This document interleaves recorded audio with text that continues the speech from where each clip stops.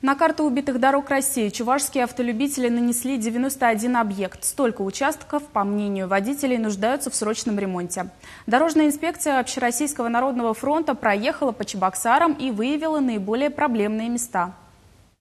В Чувашии очень хорошая дорога на самом деле, но есть места, которые еще не успели отремонтировать. Приезжать только на пониженной передаче. Медленно.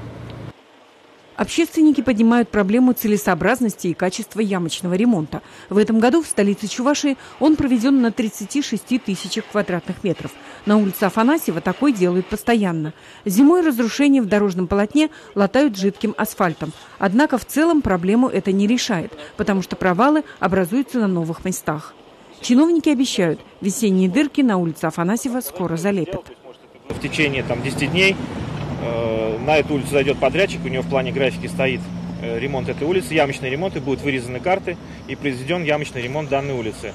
Капитального ремонта этой улицы нужно ждать еще год. Он состоится благодаря программе «Безопасные и качественные дороги».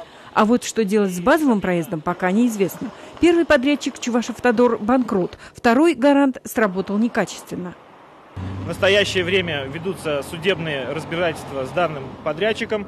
И в конце июня уже будет заключительное заседание, где, я думаю, суд вынесет решение в нашу пользу и обяжет подрядчика исполнить свои работы, качественно переделать. ОНФ с подобной инспекцией в Чувашии не впервые. 2 года назад составлялся общероссийский рейтинг качества дорог. Чувашия оказалась в нем на почетном 13-м месте из 130 регионов. Иное дело в этом году. Даже гарантийные объекты вызвали нарекания общественников. Мы не поставили ни одной улице высшую оценку, потому что есть разрушение верхнего слоя покрытия, есть трещины, просадки люков.